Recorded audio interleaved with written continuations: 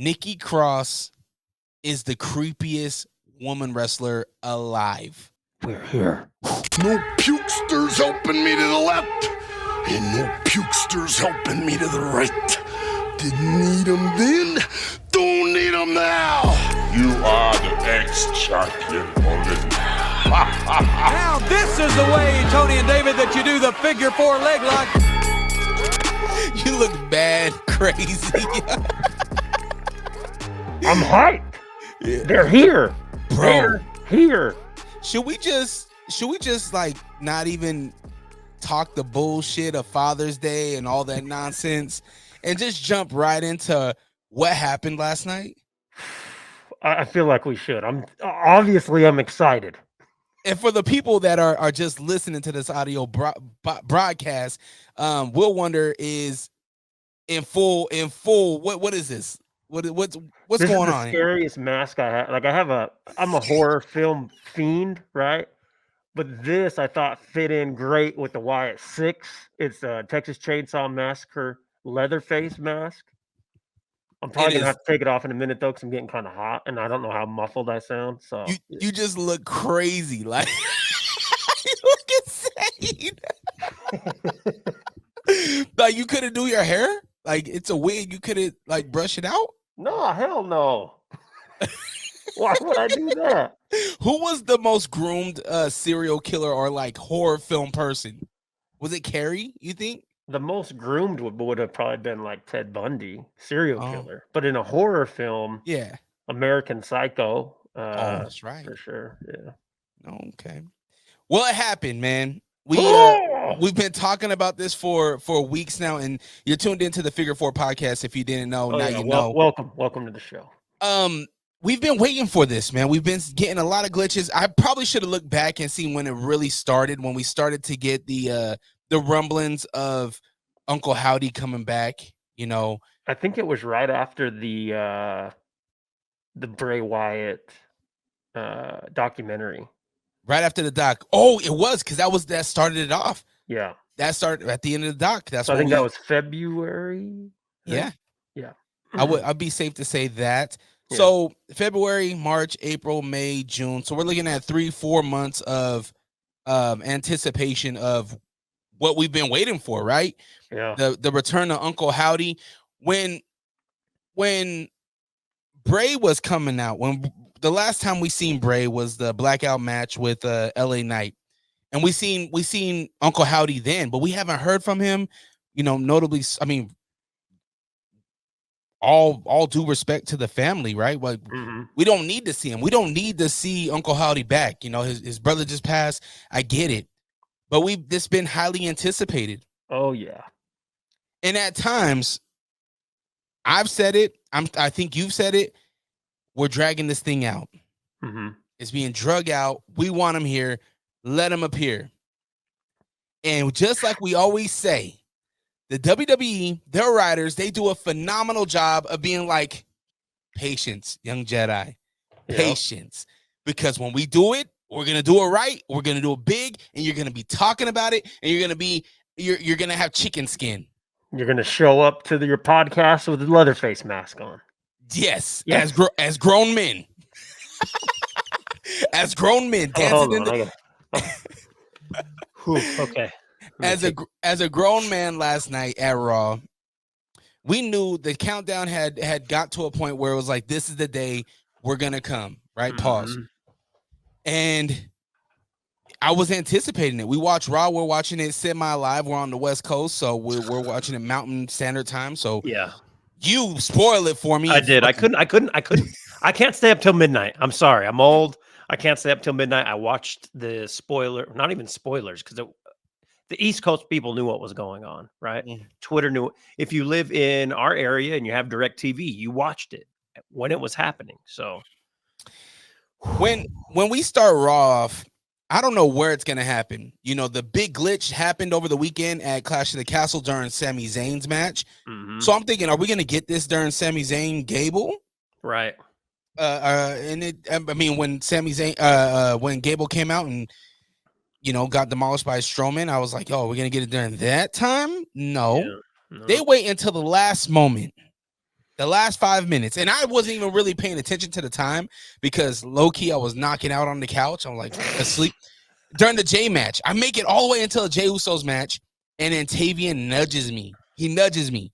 He's like, Dad, it's happening. And it's literally as soon as the first set of lights go off.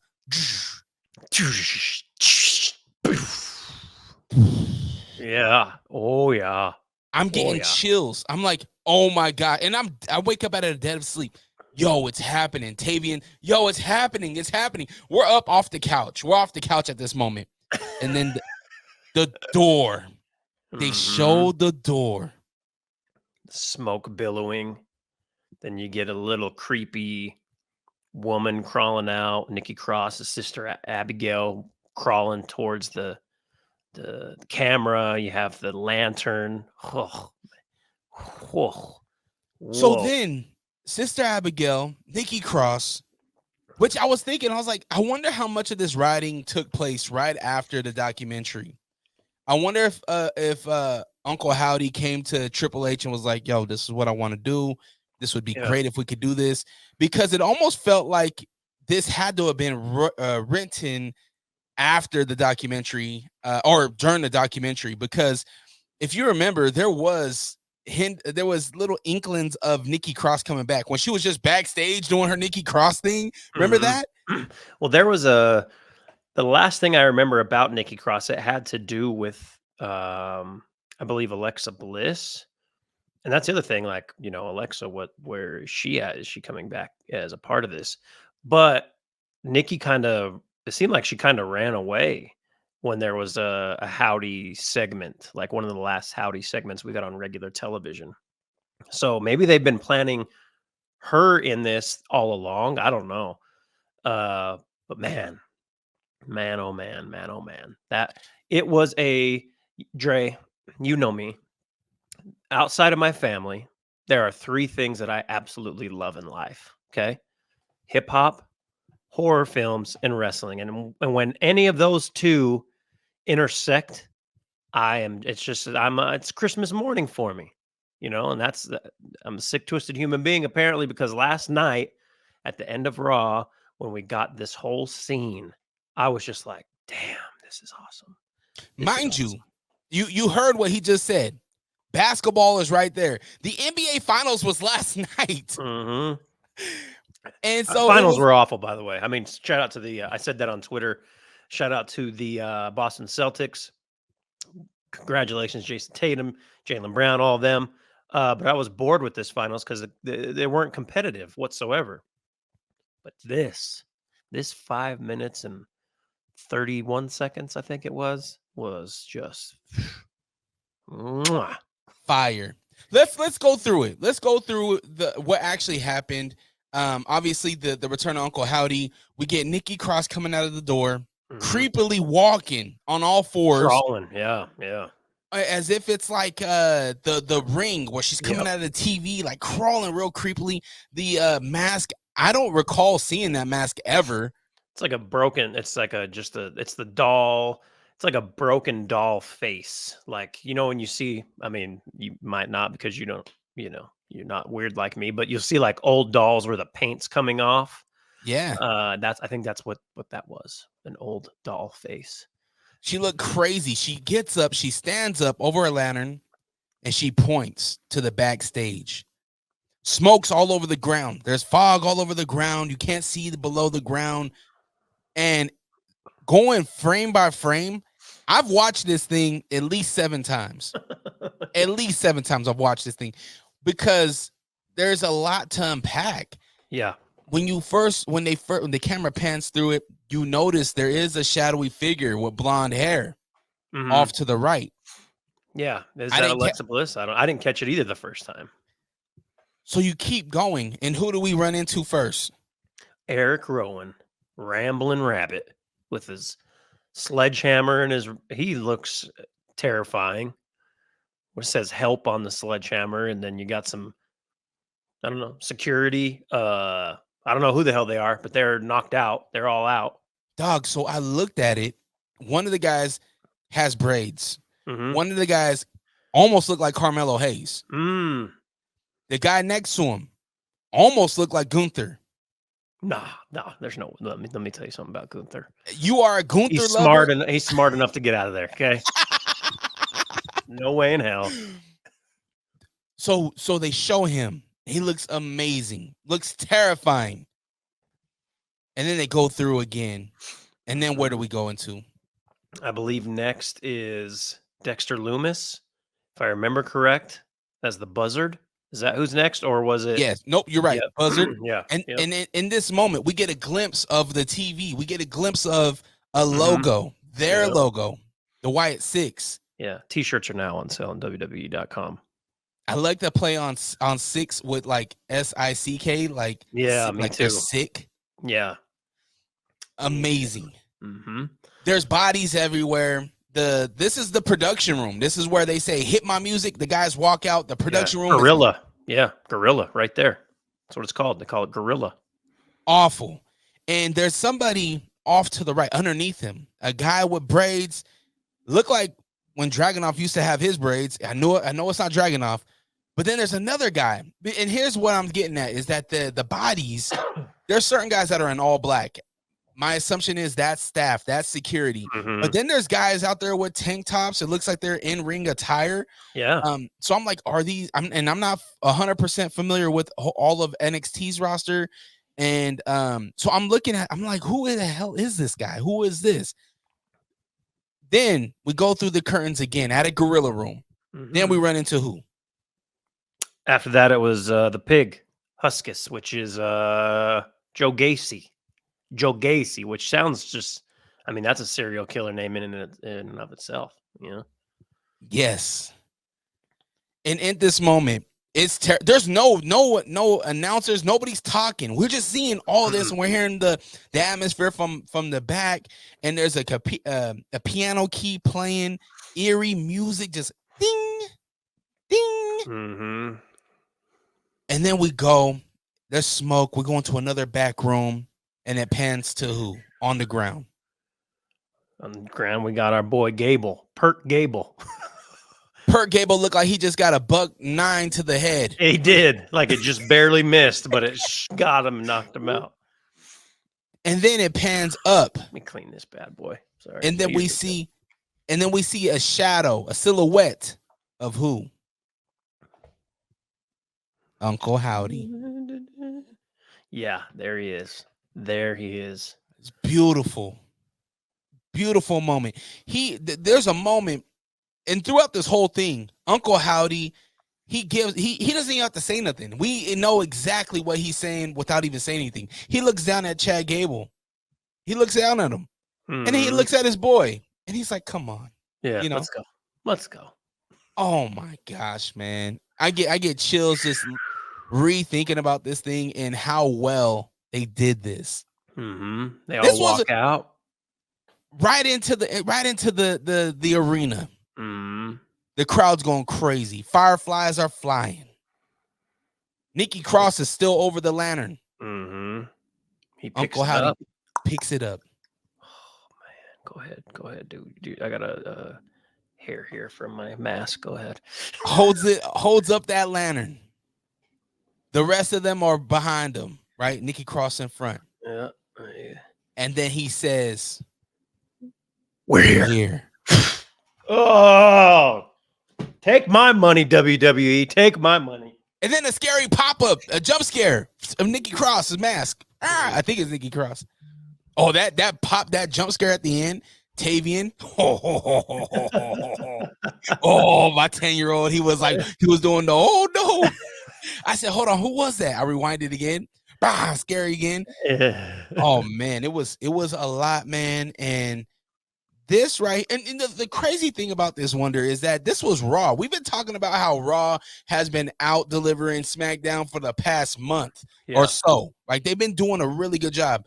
And we didn't even mention that Seth Rollins is back. Monday Night Rollins is back. The thing is even if this wouldn't have happened, right? Let's say that they weren't leading up to Uncle Howdy coming back tonight.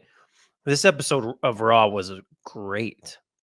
From, like you said, Seth, we get the Money in the Bank championship match scheduled already, which is great because it's actually not that far away, Money in the Bank.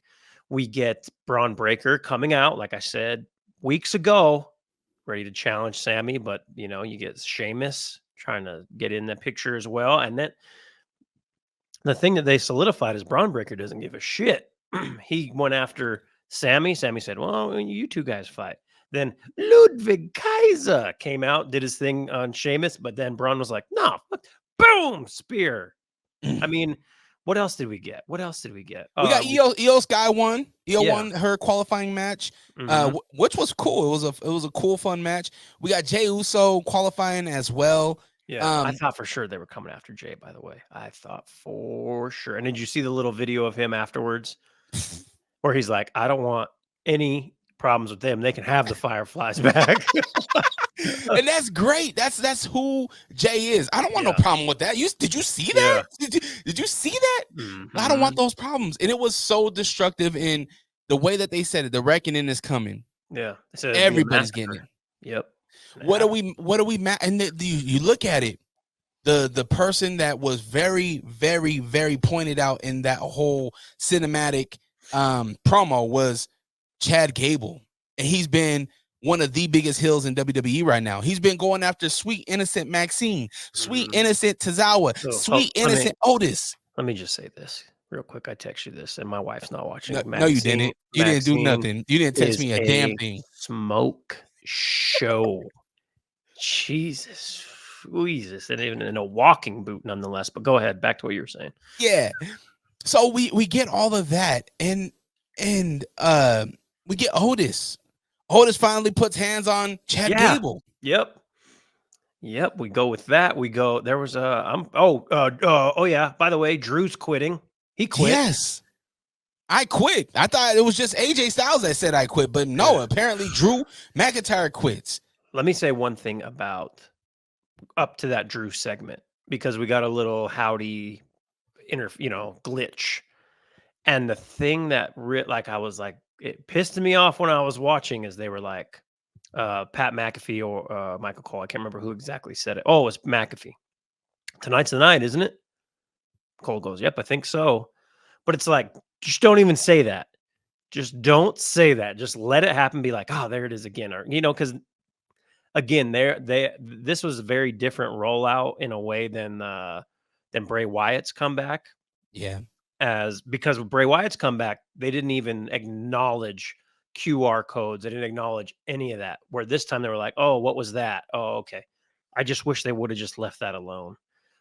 But even still, it was an incredible ending of Raw. And like we said, an incredible episode. We further the Judgment Day Liv Morgan storyline too.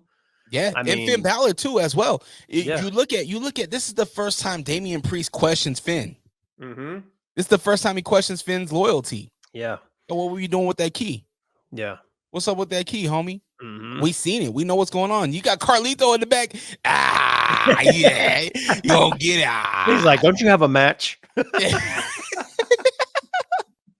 Could have done without Dragon Lee. I love Dragon Lee, but could have done without that. But we can't get it. Everything about this Raw was so good. Mm-hmm. And I feel like right now we're at a place where what is SmackDown gonna do?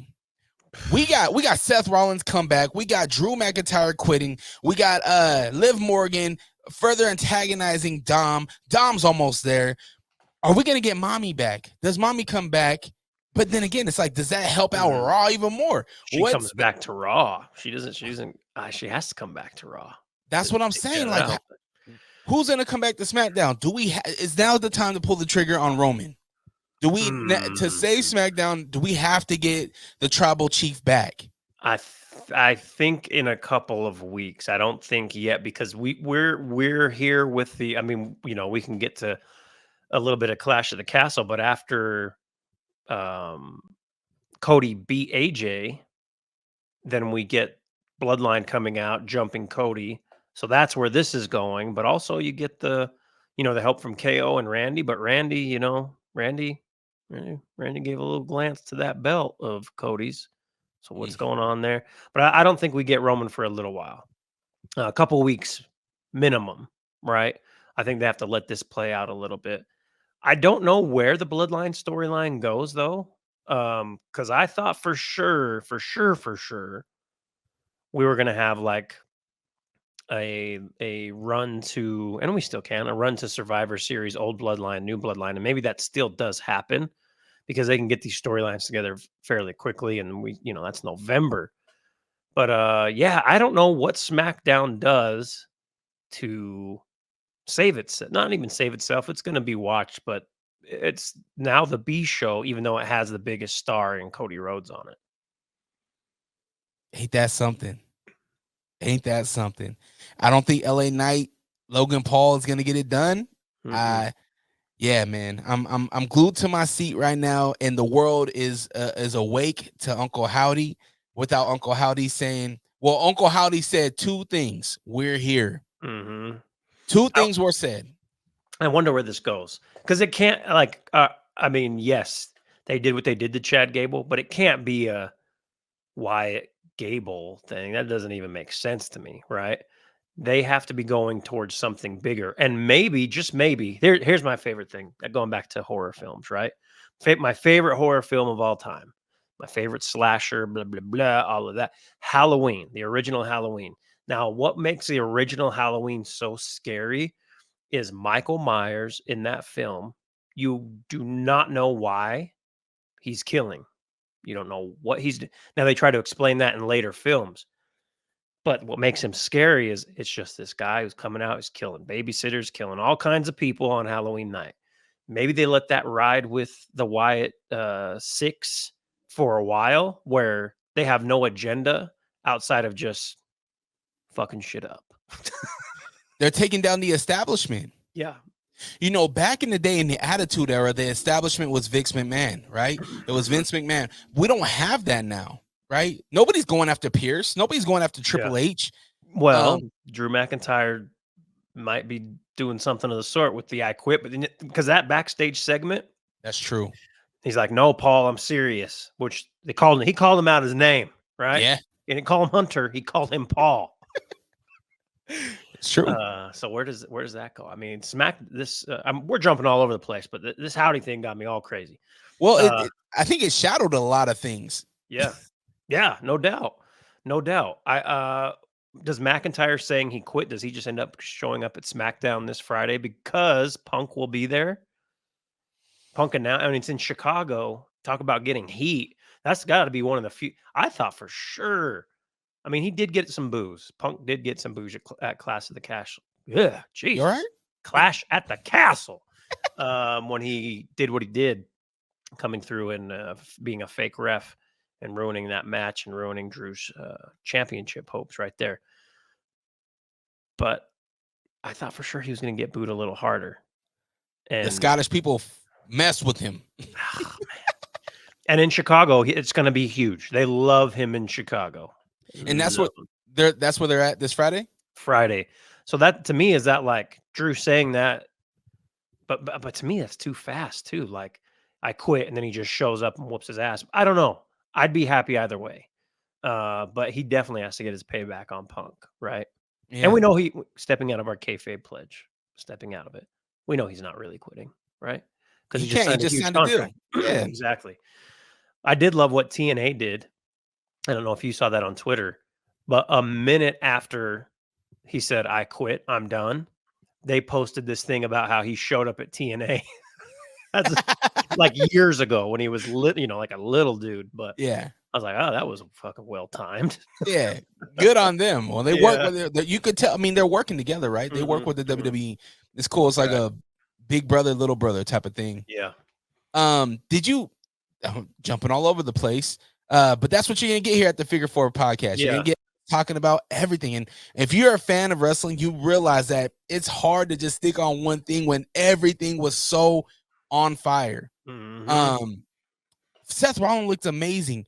Talking about the looks from Uncle Howdy. I know it was dark, but didn't Uncle Howdy look huge? Yeah, he did. He did look bigger. I mean, Bo was never a big dude, but he's been off TV for so long. Who knows what he has going on. Hopefully he's on that AJ. Hopefully he's on that AJ Styles workout plan. For real. Choose plan. Even though, okay, let's bounce back to Clash at the Castle. I felt this was my thought, and I said this last week. We're going to get a Cody that is angry, that is going to take everything out on AJ, and it started to go that way. And then, like, we just got the one lift of the steel steps. And obviously, yes, AJ was handcuffed to the ropes, but I that left me wanting a little bit more anger. Like you wouldn't have had to do the steps, actually hit him, but you could have done a lot of other things, leading up to that. So I feel like that was a miss. But again, it was all there to set up Bloodline and Cody, new Bloodline and Cody. But how did you feel about the match? I guess let's talk about Clash of the Castle. How did you feel about that opening match? I thought it was good. It wasn't my favorite, but I thought it was good. Honestly, I liked their match at, what was the last PLE that they fought at? France? Yeah. What was that? Backlash? Yeah. I like their Backlash match more than this one. The I Quit match was cool. I wanted more from it. I do feel like AJ Styles gave up too soon. And it, like, to the point where AJ didn't even get cut, right? Cody was the only one that was cut. It's like, man, make him bleed. You know what I mean? Make him bleed. Make him really quit. Mama Rhodes getting in there was awesome. We love Mama Rhodes. So to see that was cool. I wanted to see a little bit more out of that match, though. A little bit more. Yeah. The old chance for Cody Rhodes was cool, though. Yeah. I wanted more, like I said, just to solidify that he can go to that place. That he doesn't have to all the time, but he can go there to where he just, is unhinged almost. But it felt weird not having no pyro for Cody either. Like, it was just off. Like, it just felt off not having that. Even Cody felt off on SmackDown because at the end of the whoa, like, he goes with his bang and the bang wasn't there, and it's just kind of weird, awkward a little bit. The whole event was kind of thrown off in like small things like that. I noticed like small camera things. Obviously, the top rope like caused all kinds of issues. Jade, at first, I thought Jade just botched it. Then you find out like, no, this rope is a little messed up. It happened with Damian. Priest. Yeah. So it's like there was little things, but I mean, what do? Do they fly the whole team out there? You know what I mean? Like, or is it something where they have folks out there that come and help? I don't know, but there was definitely some things that were off. Yeah. I think my match, not to jump to the match that really confused me a little bit was the women's tag. Sure. Yeah. I left the week last week. I left here saying that it was going to be Shayna and Zoe. It wasn't Shayna and Zoe. It was Alba Fire and Isla Dawn. And that's what really threw me off. I was like, why? Because they're in Scotland? Is that the why? My thought is, after I actually thought about it, because I thought the same thing, because I was like, what? This doesn't make sense. I think the women's tag division is kind of hurting, and from a perspective of actual tag teams, right? Like when you look at the men's side, not so much with Awesome Truth, but you have a lot of tag teams that are actually tag teams. Like that's what they have been, and that's what they are. Where on the women's side, they were just like throwing stars together. You know what I mean? Like back in some of the Attitude Era days, where all of a sudden you'd have like Stone Cold and Shawn Michaels were tag champs, and it was like, that's weird. Yeah. When you can do a lot more with those individual stars from a storytelling perspective, and then like have tag teams be tag teams. So I don't hate it. I just they need to build up their women's tag division a little bit better. And I also, like, to be honest, like the men too. We talked about that a couple weeks ago, right? But that was my thought on that. But when I was watching, I was like, okay. Like I thought for sure if we were going to get a shock, it was going to be somehow Piper Niven beating Bayley in her hometown. Which almost happened. It almost happened. Close. Yeah. And it wasn't a bad match either. Like it was a good PLE. Is this them setting up Jade and Bianca? We just talked about how SmackDown needs help. Is this a feud that we're gonna get on SmackDown? Are we about to get Charlotte back into this picture? I hope so. I hope Charlotte's back soon. It could be Jade and Bianca feud, like planting the seeds of that. How they do that, I don't know. Maybe like, you slipped on that rope. I don't know. Like something as small as that to start it off, and then like some type of back and forth between them. But they didn't do anything in the match that would signify that's where they were going, right? Because even after they like gave dap and then they walked back. So I don't know. I don't know what they're gonna do. It's up in the air. I thought it would be Bianca's hate for Bailey that might cause the issue between her and Jade, right? Jade showing love to the locker room, her being newers, trying to make friends, and Bianca being like, nah, like that chick's still a dud. Like we don't mess with her over there. You know what I mean? But yeah, man, it was cool. I'm looking forward to Money in the Bank though. The now that we got some good pops, I think I told Tavian this. I originally picked Finn Balor to win Money in the Bank, but obviously he didn't qualify. yeah. Out real quick. Yeah. Out of there. Yeah, Money in the Bank match, that Money in the Bank match itself, the Seth Damian match, I'm really hyped for. It's gonna be good. When is that? It's like 2 weeks, right? Yeah, I think we're about 2-3 weeks away. Isn't it the 22nd? I think it's the 22nd. No, I think it's much earlier than that. Hold on. Keep going. Keep talking. Oh, no, it's August 3rd. No, that's SummerSlam. No. That's SummerSlam. I think it's the 6th, like the first weekend in July. Let me see. Wow, it's coming up. I dig it. I like the promo. Going back to SmackDown, though, I did like the promo with LA Knights chilling in Logan Paul's pool. Yeah, that was entertaining. Yeah, looking real LA Knight-ish, right? Yeah. Like it's real cool. July 6th. Yeah, Saturday, July 6th. So we're 3 weeks away, essentially. I'm with it. I am so with it. Yeah. I was thinking about, do we get the Wyatt Six in SmackDown? Do they make a SmackDown? That's appearance? what I would love. Like again, just no rhyme or reason to who they're going after, and they don't necessarily say why just yet. I would love that. They just show up there and tear shit up at the end of the show too. Now there is only 5 of them physically. Is the 6th? Is that Alexa Bliss? Is that Bray? Like, what's going on with this 6th member? I don't know. Or is it even an actual 6th member? Are they just the Wyatt Six? They're just 6 sickos. Yeah. I don't know. I was hoping that I'm hoping that we get a promo with R-Truth somewhere in here. I need R-Truth being like, yo, Pee Wee Herman's alive? And then like playing on the Playhouse thing, you know what I mean? Like the Firefly Playhouse. Like I would love to see R-Truth's, like the way that he called Braun Strowman Andre the Giant. Yeah. I need this with Uncle Howdy. Yeah. I need it, but not to Uncle Howdy's face. Because I love R-Truth. I love R-Truth. You don't want him to die. Yeah, exactly. What else do we get? We get a qualifier next week, which is Bronson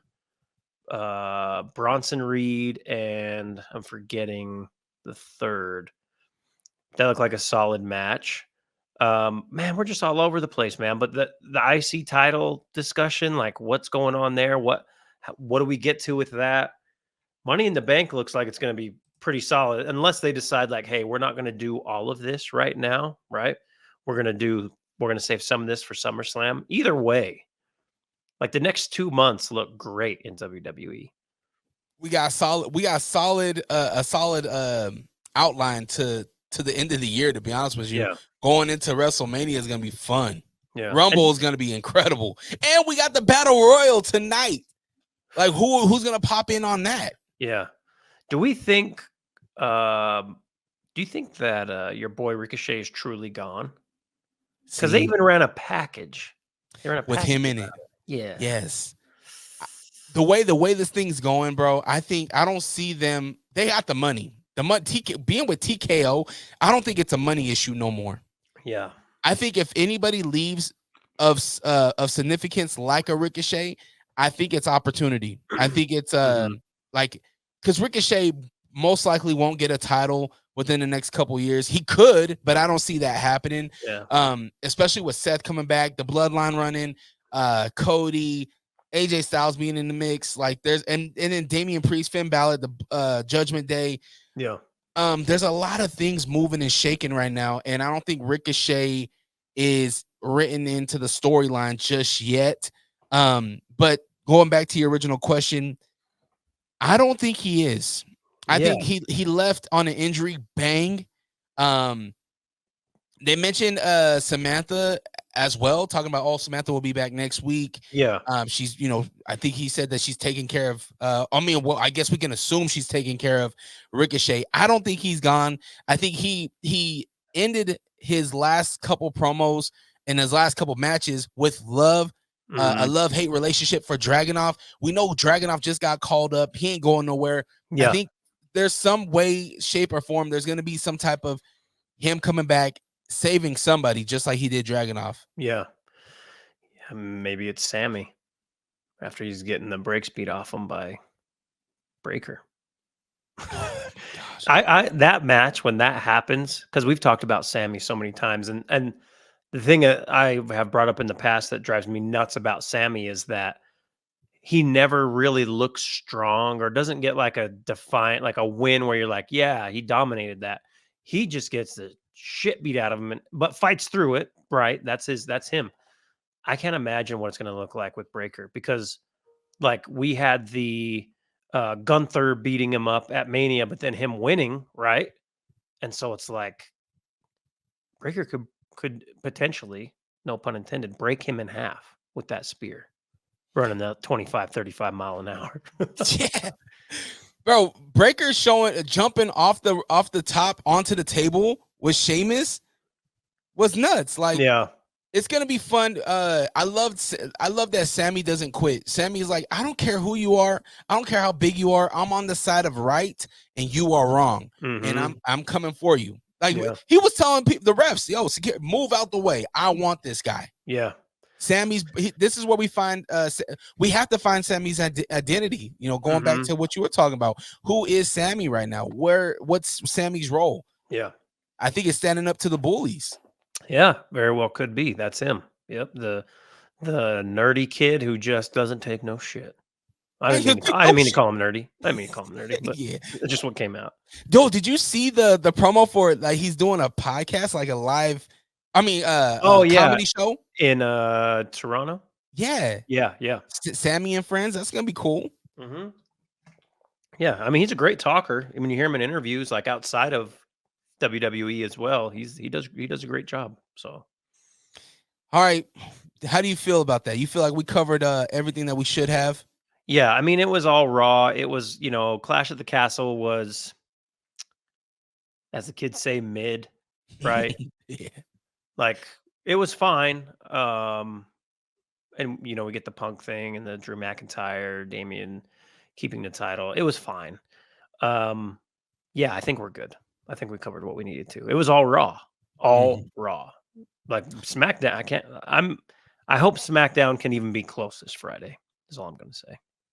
I want those sick MFers to show up. Give us some.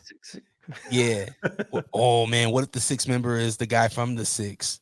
Oh, Aubrey Graham. Just play. Wrestler of the week. I think it's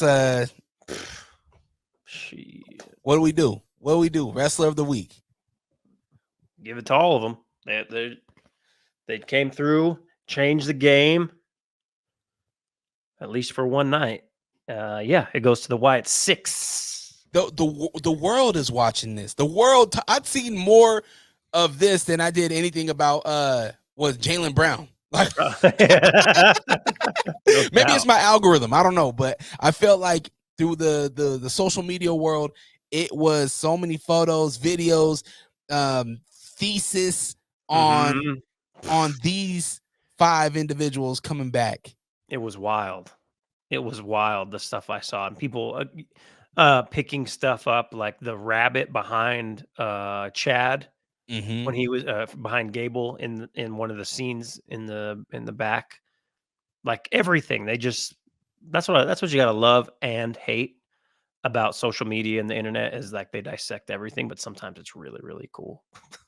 Absolutely. I'm seeing mashups between what Bray said before he passed away to what's actually happening now. Mm-hmm. Man. It just makes you feel like this was planned, and then obviously Bray's passing stopped what they had planned, but that this maybe not the full iteration of this, but that some of this was already planned to happen. How emotional do you think they were? Oh, I'm sure Bo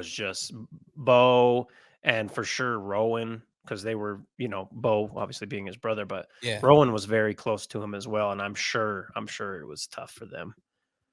Or on the flip side, maybe they were extremely happy, but it was just, one of those things. So, well, yeah, I'm sure they've been working on it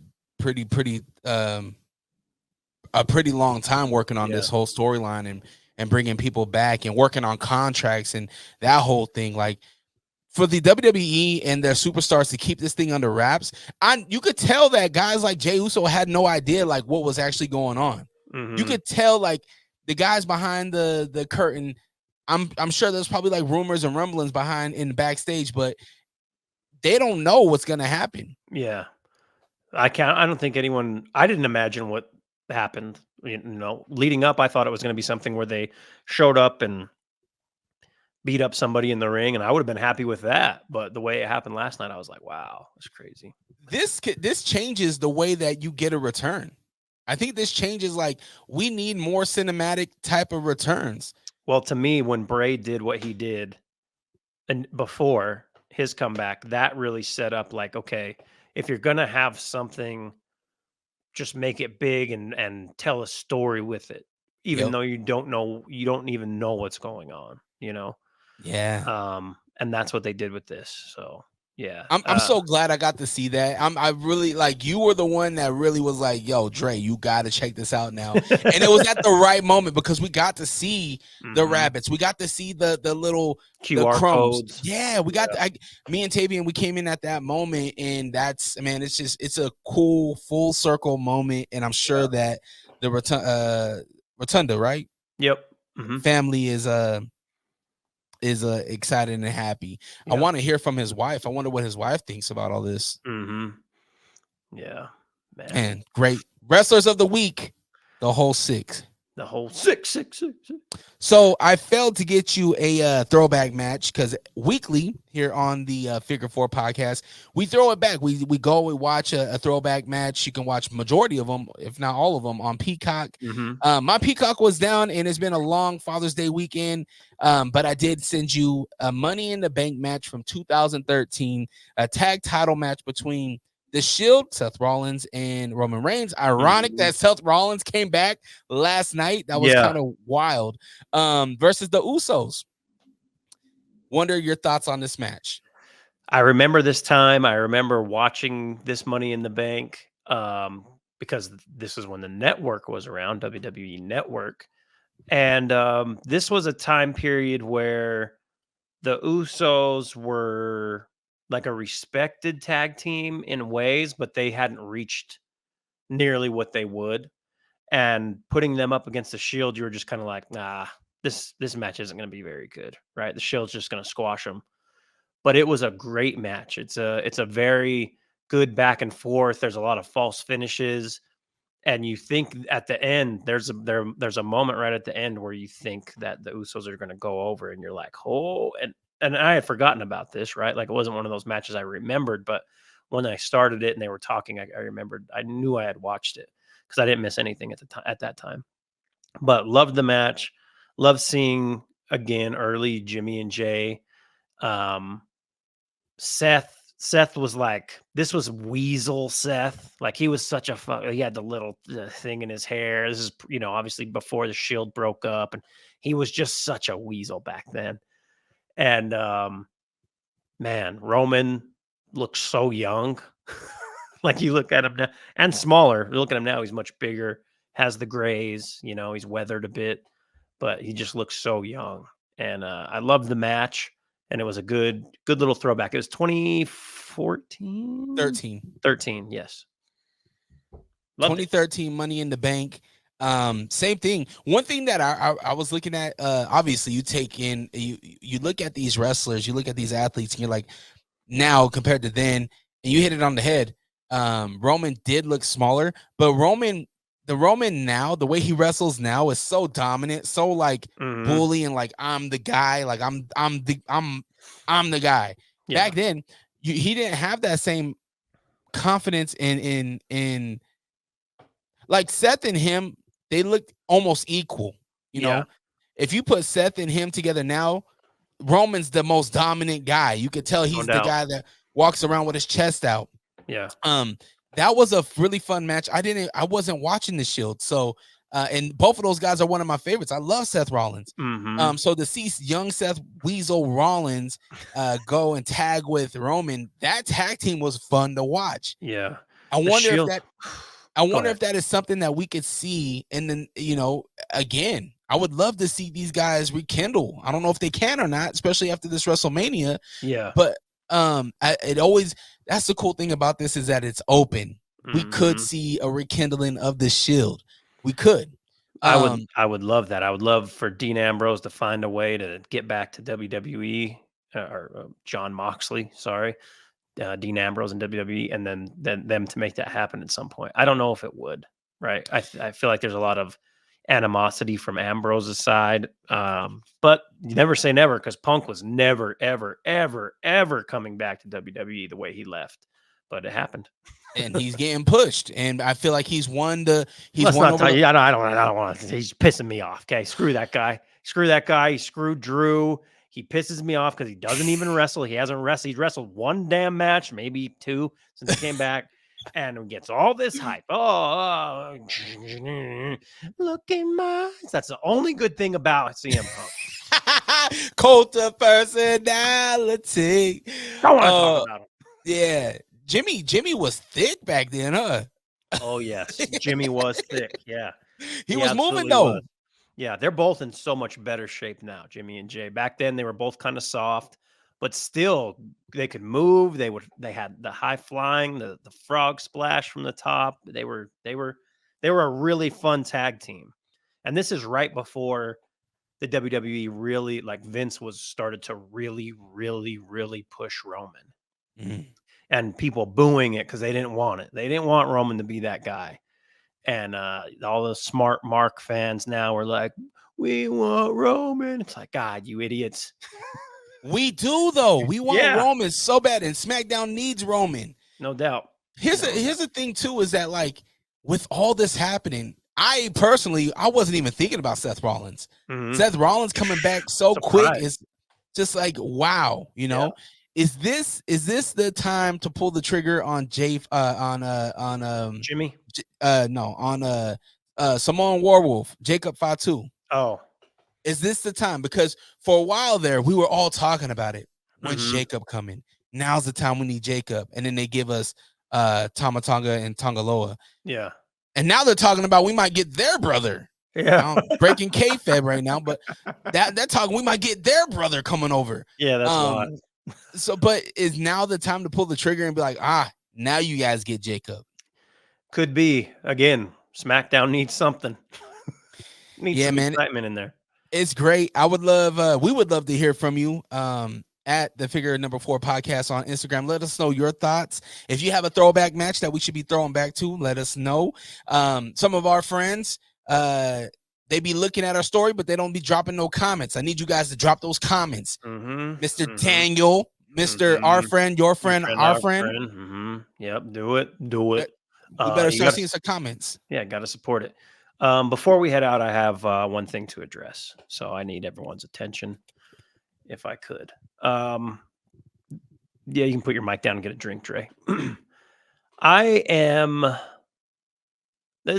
to go a couple of ways with this, okay? There are artists, as they call themselves, rappers, singers, in the Valley who don't appreciate what is done for them, okay? And there's a large group of them. And it goes a lot of different ways. Being upset about a reel where your name's not mentioned. A I want to say grow up and do more. If your name's not mentioned, there's a reason for it. Following that, if I have one thing I need to say, my guy Santos Jaguar, tried to slip into my DMs and challenge me to a match after he was running with his 2 teacup Yorkies on some trail wearing jorts and no t-shirt. Have you lost your goddamn mind, Santos? Jorts and a t-shirt, teacup Yorkies, and you're going to call me out for a match? And then you backpedal a little bit. Actually, hold on. I didn't mean a match. That's a one-on-one. No, not a one-on-one. Let's do a tag match. You and Dre, me and Beefy. Do you understand one thing? That Beefy is a part of this. Wow, I pointed the wrong way. Beefy is a part of this, okay? And has been for some time. He's on our side. He's not going to match on your team. You got to be shitting me. So this is what I need you to do, Santos Jaguar. I need you to go back into the studio, record some songs with Young Mary. Never, ever, ever, ever in your life again jogging some jorts with teacup Yorkies, and absolutely never in your goddamn life challenge me to a match. That's all I have. Thank you, Dre. He's got the whole world in his hands. He's got the whole world in his hands. He's got the whole wide world. You know who you're talking to? In his hands. He's got the whole world in his hands. That is a perfect way to end this episode of the Figure 4 podcast. I am DreRawka. That is Will Wonder. If you want to follow us, you know how to do it. But most importantly, share it with a friend. If you are a fan of pro wrestling, we only 8 episodes in. This is only 8 episodes, and we're giving you banger after banger after banger after banger. Make sure you follow us, share it, and tell your punk ass friends about us.